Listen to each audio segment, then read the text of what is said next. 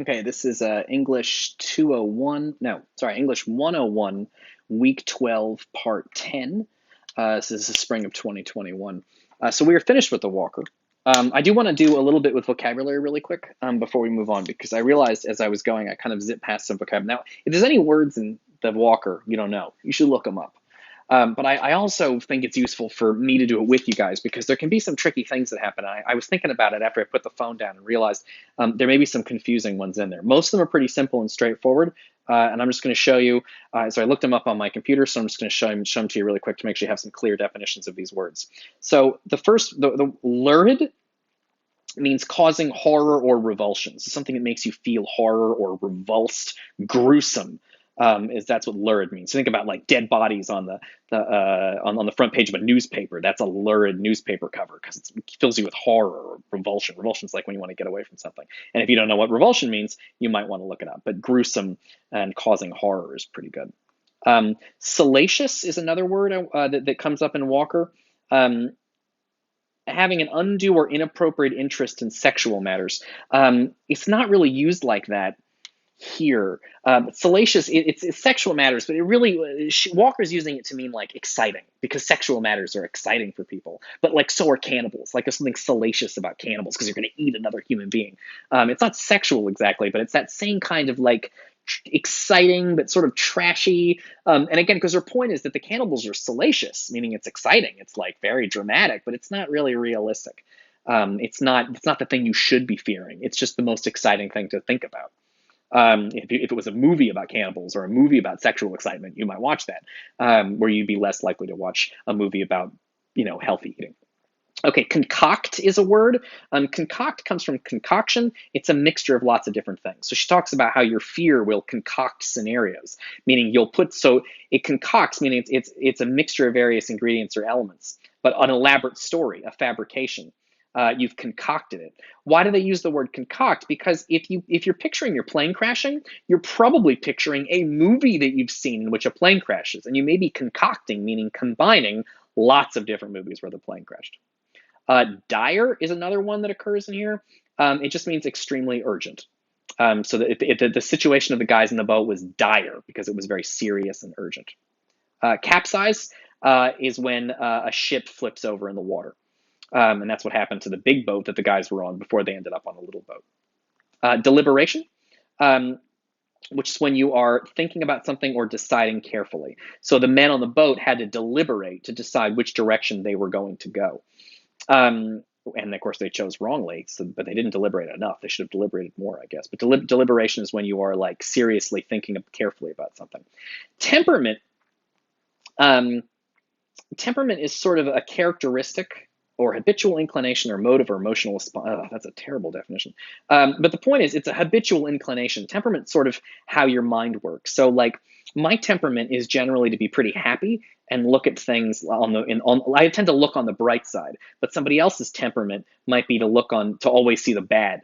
Vladimir Nabokov's point is that there's an artistic temperament where you want to think up the most, you want to be swept away by passion, but there's also a scientific temperament where you have to use your brain to decide what's important.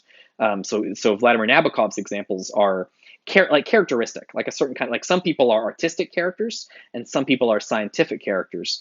And Vladimir Nabokov's point in the Walker piece is that when you're thinking about fear, to be a good storyteller, you have to be a little bit of an artist and a little bit of a scientist. And it's the same thing that Walker's saying about fear, right? You have to be a little bit of an artist in order to imagine all the terrible things that could happen. But you have to be a little bit of a scientist to figure out which ones are actually going to happen. The last one is actually why I decided to give you why I decided to do this for you, because of the word temper. It's being used in a way you might not be familiar with. And my students do this thing when they look up things in the dictionary. The dictionary will often give them sometimes you can get like 4 or 5 definitions of the same word. And my students are in a hurry, and they tend to just grab the first one. The reason I wanted to give you this vocabulary list is because with temper, the first one is wrong. It's not the one you want. The only way to know which is the right one is to deliberate. You have to pay attention to the whole paragraph and figure out which definition fits. And that's a little tricky here. So I wanted to give it to you because it's not being used in a way that you would expect. So and I'm actually going to pull it up. So at the bottom of page 3, Uh-oh, I've actually lost it now. Hold on, I'm gonna find it. Oh, there it is. Okay, here it is. A good reader, novelist Vladimir Nabokov said, I'm sorry, I'm gonna make this larger. Novelist Vladimir Nabokov said that the best reader has a combination of two very different temperaments, meaning two different personality characteristics, the artistic and the scientific. A good reader has an artist's passion, a willingness to get caught up in the story. But just as importantly, the reader also needs a coolness of judgment of a scientist, which acts to temper and complicate the reader's intuitive reaction to the story. So, um, the he says that you want to have the passion of an artist where you get carried away by your emotions, but then you have to look at it with like a scientist would. And Walker says that what a scientist does is that they temper and complicate intuitive reactions. Now the problem here is that when I ask you what temper means, you're probably thinking being angry. That's actually the opposite of what is meant here. Temper does usually mean being angry, because we use, oh, that guy's got a real temper. Um, um, but temper is being used in a funny way here. It's because the first definition of temper is a person's state of mind being angry or calm. It's their temperament, but we tend to use temper to mean mostly angry. Whereas if you look down, they used to use it to mean you could have a calm temperament or an angry temperament. Again, because temperament just means personality type. But when we say that guy's got a temper, we don't mean a calm temper. We almost always mean an angry temper. The problem is that the definition of temper is not being used as a noun. It's being used as a verb. And so you need this one. Act as a neutralizing or counterbalancing force to something. So when he says that, so if you go back and look at the passage again, he says, Vladimir Nabokov is being quoted, and Walker says that Vladimir Nabokov says that a scientist acts that an artistic, you have two temperaments. The novelist Vladimir Nabokov said the best reader has a combination of two very different temperaments, meaning sort of personality characteristics, the artistic and the scientific. A good reader has an artist's passion, a willingness to get caught up in the story.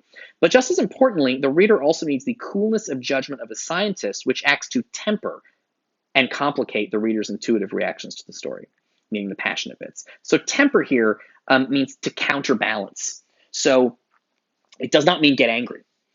So temper here means like you may be really scared of cannibals, but then you need to temper your reaction with your brain and be like, oh, you know what, that is scary, but it's probably not real.